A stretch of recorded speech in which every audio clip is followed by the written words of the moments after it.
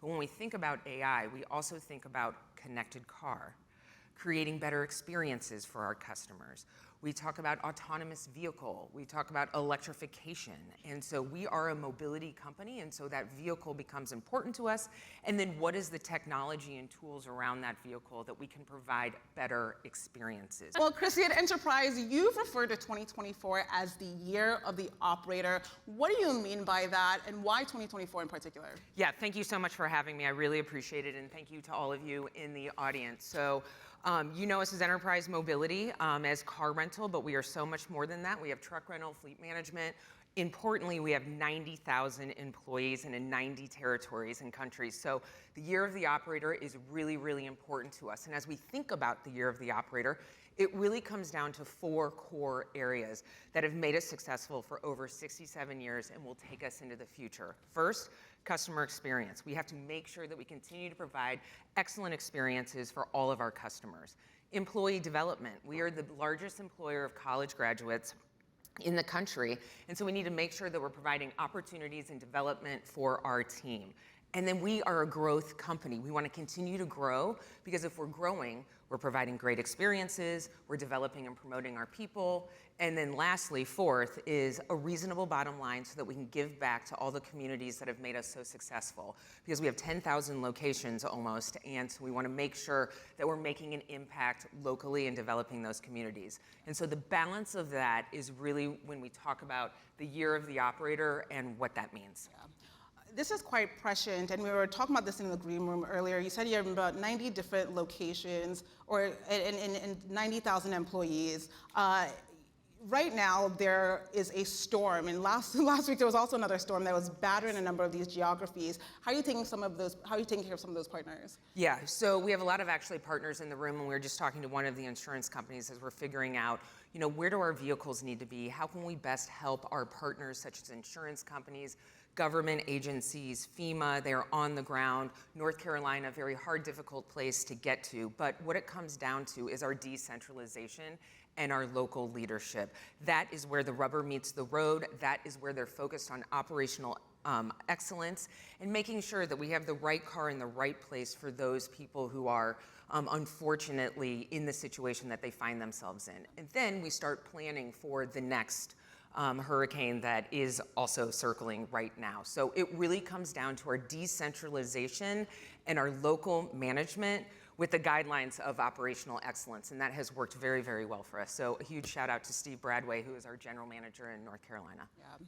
I want to pivot and talk about human capital because at Enterprise, you all are deeply obsessed with promoting from within. What's the competitive advantage you see in there? Yeah, it definitely is a competitive advantage because you're learning the business from the ground up. And I started as an intern during college, just like everybody else. I needed a job, I needed some money, so I was an intern and then became a full-time management trainee in 2000.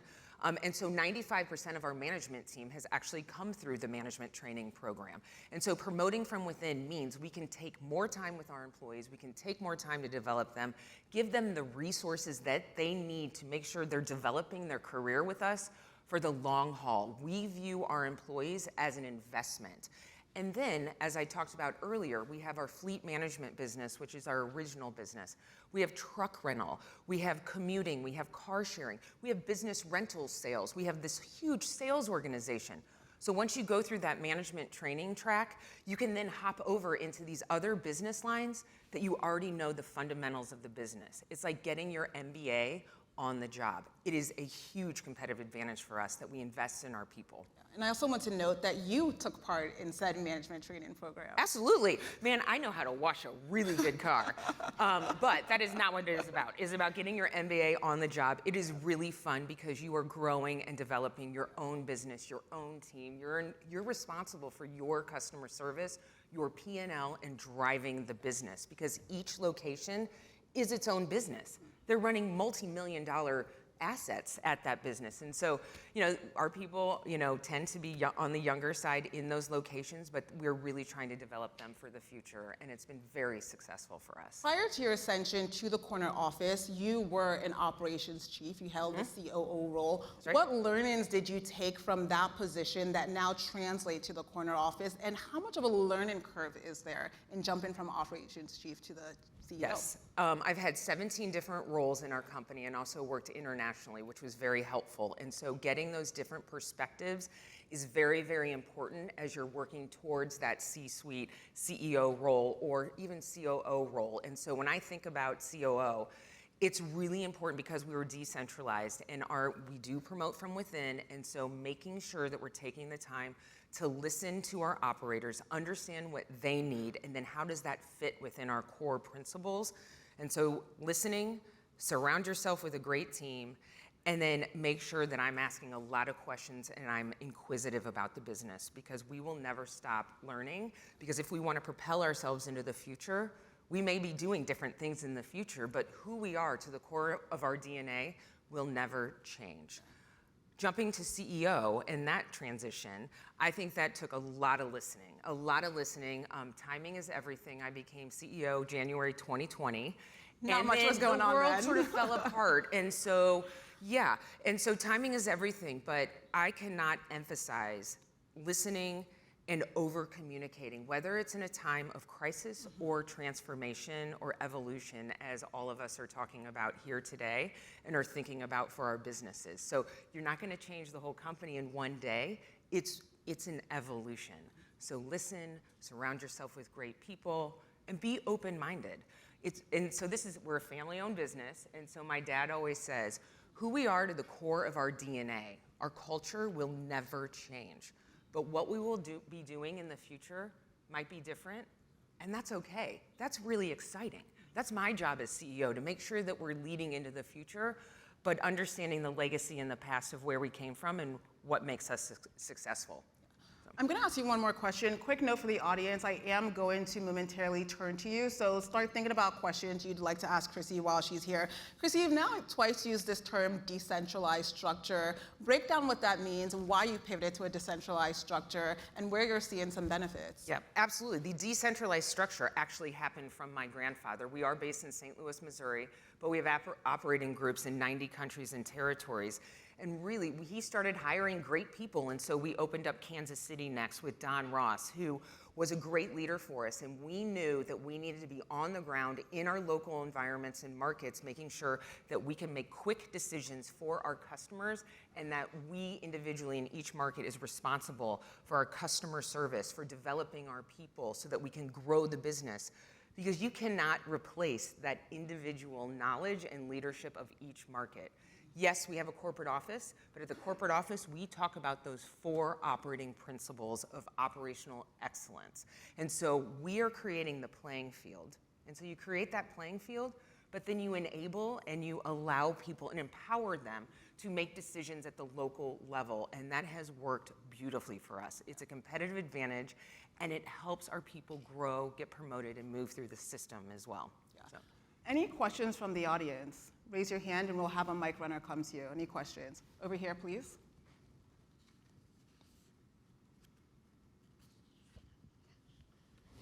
I appreciate you telling us a little bit about the decentralized structure that you guys have. So when you have a geographically segmented team, what are some tactics that you guys use to make sure that you're aligned? Yeah, absolutely. And I think over time, and maybe through the pandemic, the communication got better. And so using those tools and resources so that we've actually never talked to our general managers are the ones who oversee all of our markets. And so we've actually never spoken to our general managers more than we have since COVID because of technology and Zoom and Teams and all of those things. We talk a lot about don't be behind your desk, you need to be visible. Example, we're very large in Europe. Our UK operation is the largest. We're in Germany and Spain and France. And so we make sure that we are over there every several weeks, seeing the team, going into our locations, checking in on our management team, going to see customers. And so being visible as a leader is very, very important in our organization. And then we've got SVPs over these regions that then are also very visible. So a majority of our job is being on the road and being with our team and talking about operational excellence. So it can be challenging and it's hard because we're a big organization, but our people, our 90,000 people are what power us and our culture. And so you can never spend enough time with your people and on the road in your locations. very important. Great question. I want to talk about AI. How are you leveraging AI and other technologies in the mobility space, and what opportunities do you see from an efficiency standpoint? So the mobility landscape is very dynamic right now. There is a whole bunch of technology coming in, and the vehicle is being transformed. And AI is one of those things. I think like many of you in the room, we are looking at efficiencies in call centers and how we make sure our data house is in order, and that is important. But when we think about AI, we also think about connected car, creating better experiences for our customers. We talk about autonomous vehicle. We talk about electrification. And so we are a mobility company, and so that vehicle becomes important to us. And then what is the technology and tools around that vehicle that we can provide better experiences? So yes, we absolutely talk about efficiencies, but really we have to put the customer at the center of everything that we're doing when we're using new technology and tools. And it's a super exciting time for us, but we want to be very thoughtful about how we use new technology and how we embrace the customer and our employee. That employee experience is also very important. Let's zero in on the customer experience aspect. Now personalize this, because I told you I rented an enterprise vehicle. Thank you very much.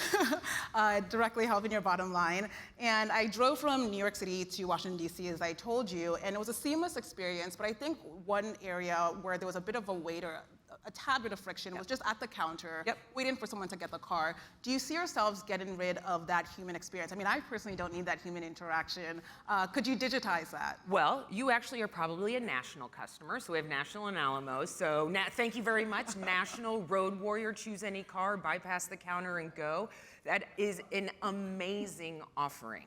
So this is where technology and humans and our employees come together, because you've got to have that amazing customer experience and you have to have that amazing employee experience, and then you bring that together in a marriage with technology. And it is very difficult with our wide base of customer, whether it's truck or fleet or National, Alamo, Road Warrior, to be all things to all people. And so we are thinking very hard about how we use our digital properties and how we remove friction from our process. And National is a great example of that. On the enterprise side, we're using our digital properties and technology to make sure that you can bypass the counter and go. And so there is check-in, just like you see online. It's a new feature for us so that you can check in, bypass the counter, and then our person will meet you at the car. Sometimes somebody is not a road warrior, they're infrequent, and so our person can step in and ask or answer questions about the technology in the car, or if it is an electric vehicle, there's a learning curve with that. So we want to make sure that there is enough employee interaction, because that's our wow difference. Our 90,000 people are a differentiator. So that was a long answer, sorry. No, it was great. I mean, your grandfather founded Enterprise in 1957. It's now the world's largest vehicle rental company. You seem to be shying away from this myopic branding that's focused solely on rental cars. And so I'm curious, what's the catalyst behind this rebrand from Enterprise Holdings to Enterprise Mobility? Yeah, it has been an amazing, amazing journey. And it's been 1 year since we reintroduced our brands as Enterprise Mobility. And we love car rental. It is the powerhouse. However, my grandfather founded us in 1957 in the lower level of a Cadillac dealership as leasing. And so long-term leasing, 3-year leases, and that business has actually been off the hook and fabulous for us. And so as we think about the future and enterprise mobility, it better describes who we are and what we do, because we have 9 distinct business lines, we have 90,000 people, and technology that helps our business partners, and so we are ingrained. Only 11%, we did a big study, only 11% of the population and consumer knows we do more than rental. And so there is a huge opportunity, especially in the business-to-business space, to do more, to help solve more problems for our business partners. And so there's a real opportunity out there that we want to grab.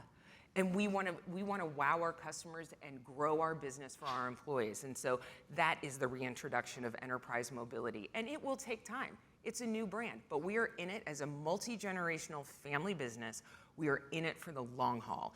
And we, full circle, operational excellence. Enterprise mobility is about operational excellence. Great customer experiences, employee development, grow the business because it enables those two things, and then everything else will fall into place. give back to the communities that have been so awesome to us and why we've been so successful. Saving the most important question for last. A lot of people rent enterprise vehicles for long road trips. So what is your go-to carpool karaoke song? Oh, ooh, okay. That was a left field. Dua Lipa. Oh. Okay, so I like all Dua Lipa songs. She is in concert. I'm trying to figure out where I'm gonna meet her, but usually it's the Barbie song, or just take a pick. Who cares? Dua And Lipa. now you're going to sing and show us your vocal chops. Oh, absolutely, absolutely. Only if my twin sister will do it with me. Well, thank you so much for an insightful conversation. This was fantastic. Yeah, thank you very much. Thank I you. appreciate it. Thank you. Thank you.